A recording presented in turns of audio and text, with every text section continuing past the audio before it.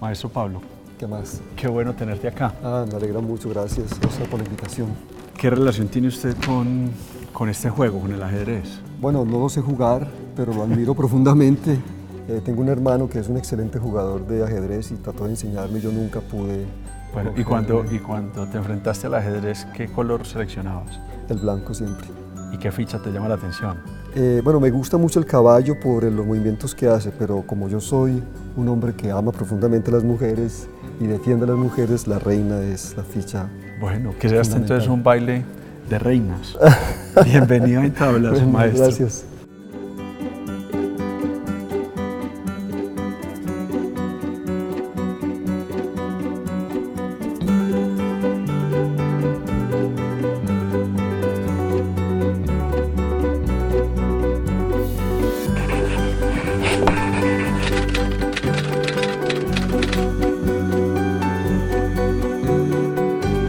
Definitivamente un reto y un placer estar en esta mesa de tablas con quizá el más laureado de los literatos colombianos en los últimos tiempos.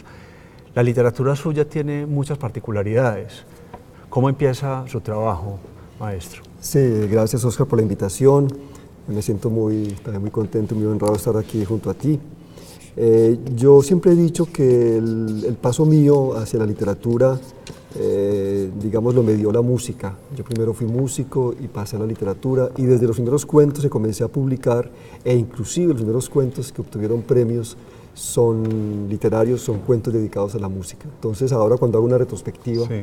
me doy cuenta que uno Bueno, de usted los... es de una ciudad musical, ¿no? eh, Originariamente, de alguna manera, y su relación con la música. Bueno, tengo un padre que amaba mucho la música, un abuelo que fue trombonista en Copacabana, era carpintero y trombonista, entonces quizás por ahí viene todo ese...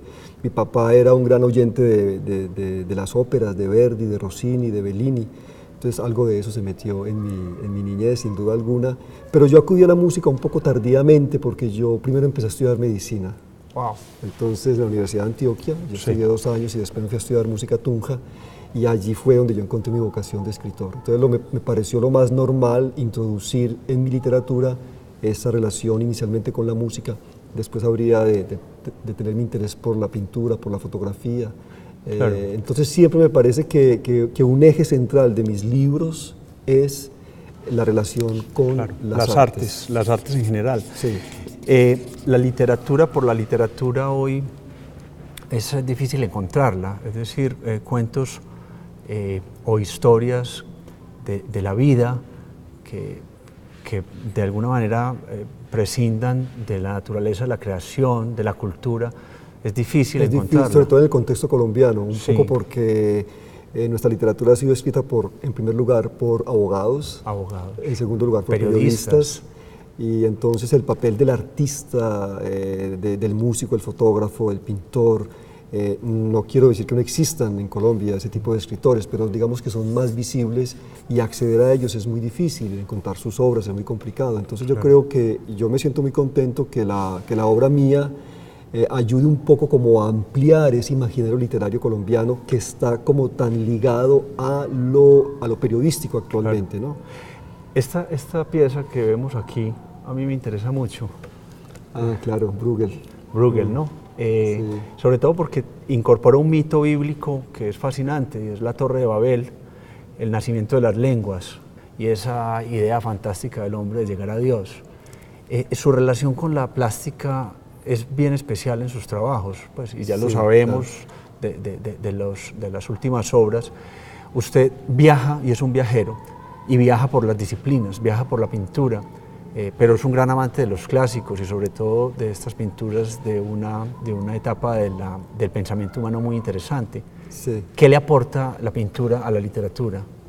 Bueno, es un diálogo que abre la imaginación, la explaya, el lector cuando lee mis libros está continuamente transitando entre esos imaginarios que son la literatura y la pintura, ¿no? Y me parece que yo le he apostado mucho a eso. No es que la literatura mía sea una literatura visual, no podría decirlo exactamente porque mis libros podrían leerse o mis textos podrían leerse sin el soporte pictórico. pero si el lector acude a ellos, yo creo que va a encontrar o sea, va a transitar o va a, digamos, traspasar esas fronteras que a veces delimitan los géneros artísticos, ¿no? Entonces, bueno, yo no soy pintor, yo no pinto, yo soy más bien una persona que se acerca a la imagen como en primer lugar, intuitivamente, y después sí me parece que es fundamental apoyarme en lo que tú dijiste ahora, en esta información un poco enciclopédica, el contexto, que yo se lo debo mucho a mi educación francesa. Estos textos sobre la pintura yo los escribí justamente, o comencé a interesarme por la pintura durante mi estancia en París, porque tú sabes que París es una ciudad llena de museos, es una ciudad que respira arte. El pintor de la vida moderna, de Baudelaire, ¿no? Baudelaire, que es un escritor que yo considero fundamental en mi formación y que leí y releo, y que me parece que de ahí nace justamente este camino de la literatura interesada por las artes visuales.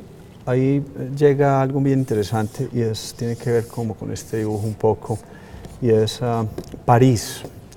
París, la ciudad luz, la ciudad que generó el École de París, o sea, todos estos genios que transformaron la percepción y esas historias que se viven allá. ¿Usted llega a París en qué momento? Yo llegué a estudiar, a hacer una tesis, una maestría y una tesis de doctorado sobre música y literatura, en el Alejo Carpentier, en Cortázar, en la literatura latinoamericana, en el 93. ¿En Sorbona? En la Sorbona, en París 3, yo hice mis estudios. Ya París en ese momento estaba un poquito desmitificada literariamente hablando, ¿no? Si tenemos en cuenta el boom y la presencia de París durante todo el siglo XX y el XIX, pues con nuestros próceres, nuestros hombres del siglo XIX. La París que yo conozco, los años 90, es una París que está ya, digamos, en un proceso de desmitificación. Ya no es la París de Cortázar, no es la París de Carpentier, no es la París de Vallejo, de César Vallejo, no es el París ni la París de los pintores colombianos que se fueron todos allá en los 80, ¿no? Luis Caballero, Morales. Yo llegué a París y al poco tiempo murió Luis Caballero, ya se había muerto Morales. Y en realidad el París que yo conocí ya era un París un poco distinto, ¿no? Evidentemente existía la gran ciudad. Y su estela, su estela de literatura.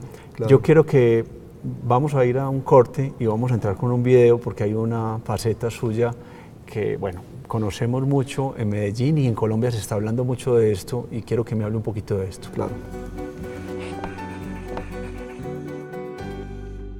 Lo ocurrido el pasado mes de abril de 2016 manifestó por vez primera el estado deplorable de nuestro aire. Hay una carta que usted escribe y esta carta está colgada en una plataforma digital y ha tenido miles de firmas apoyándola. Este video acompaña esa iniciativa que nació precisamente en el seno de la universidad y que hoy ha venido corriendo en Colombia inclusive. ¿Qué está pasando con el aire en Medellín? ¿Qué está pasando con nosotros y cómo nosotros mismos parece ser que nos estuviéramos envenenando? Bueno, es una catástrofe lo que está pasando en Medellín, ¿no? Es una epidemia de salud pública que solamente la mezquindad humana está tratando de ocultar o de aligerar sus efectos.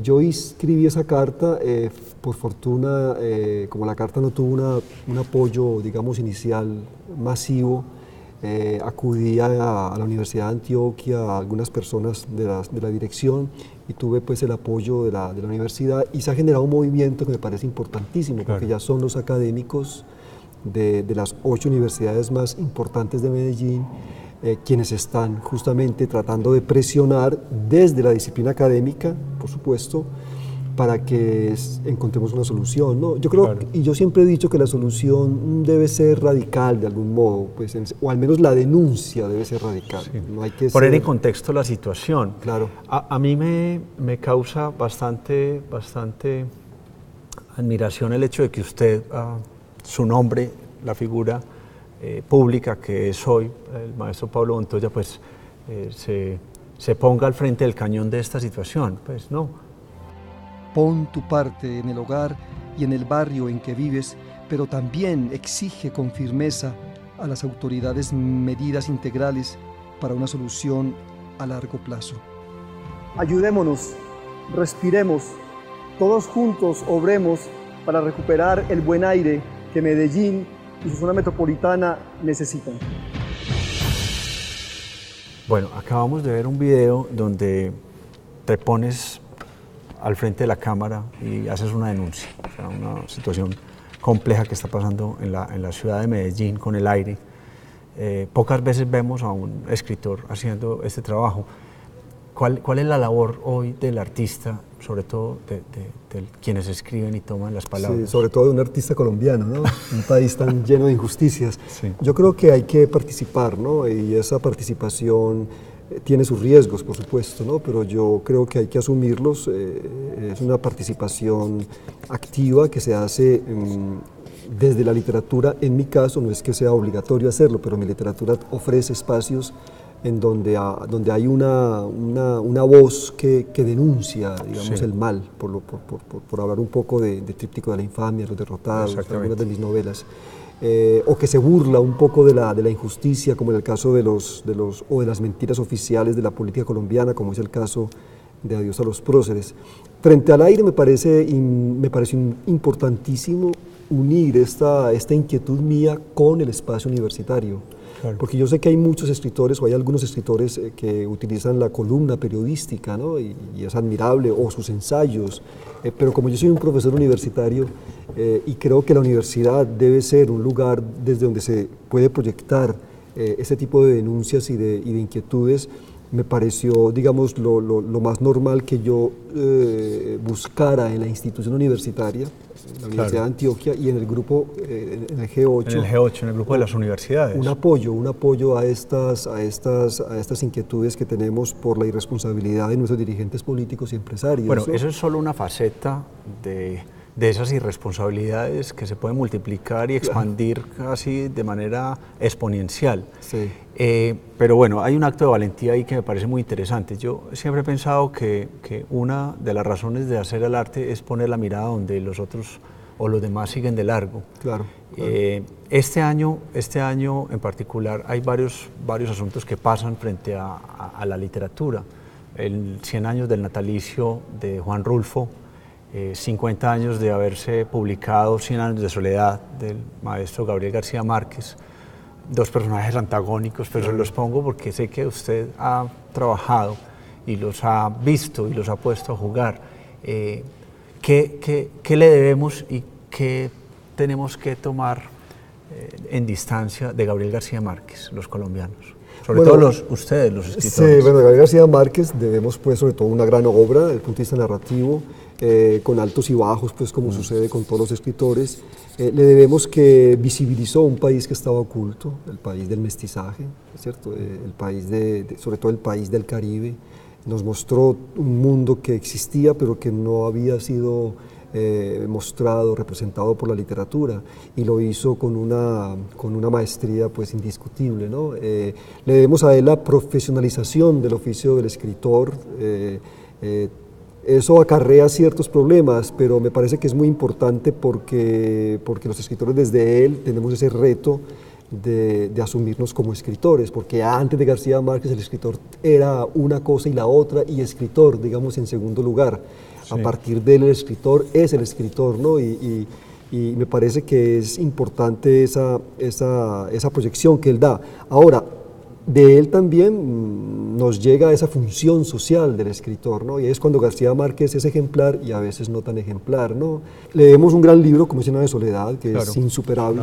Leemos un libro malogrado, tristemente, que es Noticia de un secuestro. Pero es un escritor, repito, fundamental. Yo he aprendido mucho de él en el oficio de la literatura y en el oficio de la proyección social. De Rulfo, bueno, Rulfo es otra personalidad, como tú dijiste, un hombre silencioso, que le da miedo o pena o timidez a hablar, y que escribió una obra sucinta. Sí, alguna vez le preguntaron que por qué tan solo había escrito a Pedro Páramo, viendo que Llano en Llamas es como un tránsito para llegar a Comala y a Pedro Páramo, y él simplemente dijo: mire, es que yo no tenía nada más para decir. Claro. Pues sí, qué brillantez. Claro. Vamos a quedarnos con esta imagen porque vamos a volver enseguida a hablar de esta parte de su trabajo. Bueno, François Dubois, uno de los protagonistas de su obra El Tríptico de la Infamia, una obra que cuando uno la lee uno queda realmente escandalizado, sobre todo porque ese proceso de colonización, ese proceso de llegada de los europeos a América, pues deja a la humanidad muy mal parada, ¿no? Ese trabajo le ha entregado a usted una cantidad de cosas. El reconocimiento a un nivel muy importante, si mal no estoy, son ya 3 grandes reconocimientos internacionales.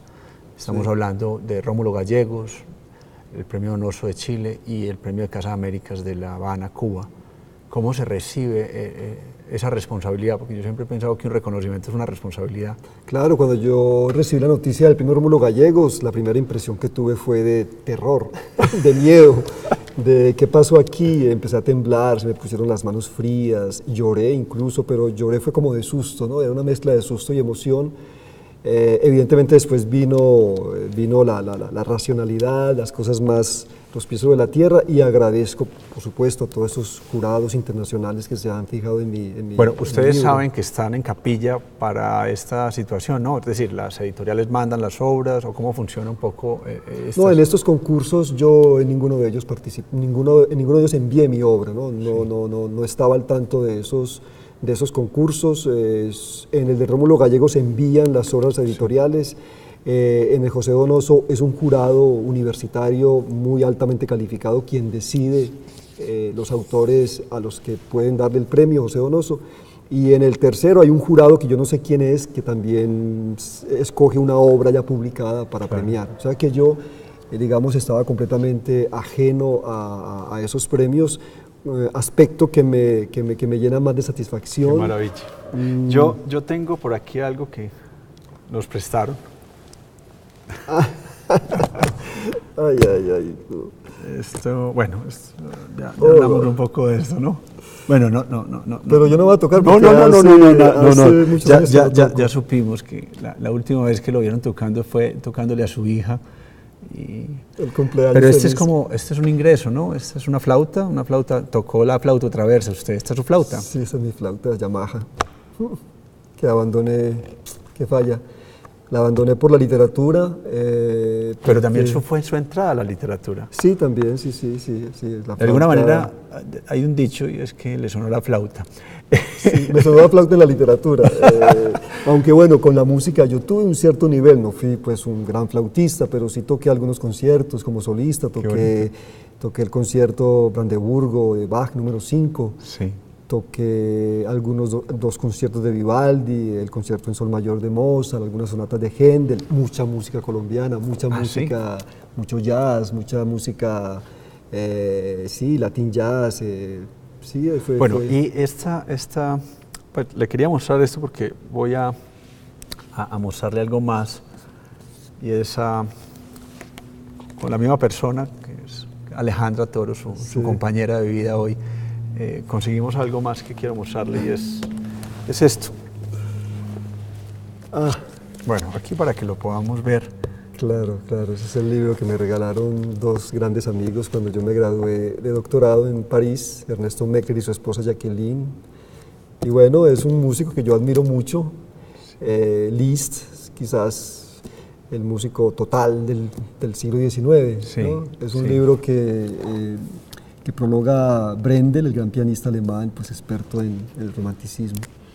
Sí, Bueno, yo quise presentarle esto, y bueno, ya estamos viendo una foto de un dandy. O sea, cuando pienso yo en el pintor de la vida moderna, de Baudelaire, pienso yo en el dandy, este personaje que incluso si no estaba todavía enfermo, se maquillaba de blanco para parecer enfermo, porque la enfermedad parecía ser un estatus social, y tener un pañuelo jaspeado con sangre daba una calidad. Es un personaje muy bello, ¿no? Sí. Hace relativamente poco tuve la oportunidad de escuchar a Liszt por la orquesta, por la Filarmónica de la ciudad de Medellín, y usted tuvo allí un apunte, leyó un ensayo sobre Liszt, y cuando yo lo escuché, pues me pareció también estar escuchando su narración al oído cuando leí el tríptico La Infamia. Hace usted unas descripciones bastante cercanas a la intimidad de los personajes. Es parte de su dinámica y de su literatura. Parece que uno caminara con usted cuando usted habla, y cuando usted le susurra a uno en los oídos. Eso es realmente especial. Esa literatura suya llega en qué momento de su vida exactamente. Cuando ya hablamos de que pasamos de la flauta a la literatura, sí. pero esa forma literaria, ¿cuándo la encuentra usted? Yo creo que cuando comencé a escribir los primeros cuentos que los dediqué a la música, yo me gané un primer concurso, el primer concurso que gané lo gané en Tunja, en Confavoy, que es como la Confama de Boyacá. Sí. Me gané un concurso regional y con un cuento que no considero, que no le doy mi paternidad en este momento, pero que está publicado por ahí en algún folleto. Se llama, además el título es horrible, se llama Timio el clarinetero. Y es una pequeña estampa de un músico pueblerino de Copacabana, que toca el clarinete en una banda, y que hay un encuentro del narrador del texto y el personaje antes de que muera, ¿no? Muere de viejo, y es un homenaje a ese músico popular. Sí. Yo después me dedicaría un poco a los músicos clásicos, a los músicos que yo quiero, que yo amo, y lo que tú hablaste ahora de Franz Liszt hace parte, y lo que leí con la Filarmónica de Medellín hace parte de un libro que estoy preparando hace rato que se llama Postales Sonoras, que es como tratar de unir la música con la fotografía y también un poco con la literatura, ¿no? Con la poesía. No sé, yo cuando escribo sobre música, te confieso, me dejo llevar por la emoción. O sea, es una primera impresión, pero de tipo sensorial.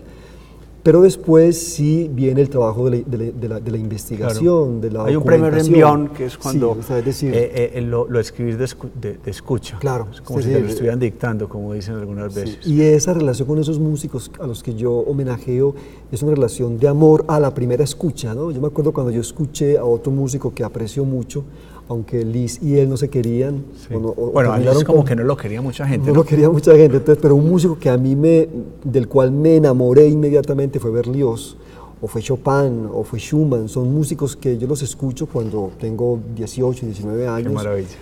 Porque los escuché más o menos en esa época. Yo no soy, pues, yo no escuché o no me detuve en la música clásica, sino desde mi adolescencia. Claro. La escucha inmediatamente promueve la intención de escribir sobre ellos, ¿no? Ya. Hay algo muy interesante en estas dos fichas, es que son dos damas, son las dos reinas. Han dicho siempre que la creación es femenina, y fue una danza muy bonita con usted. Como dice el programa, quedamos en tablas, que es una incitación a volver a conversar. Claro, muchas gracias, muy querido, por tu presencia.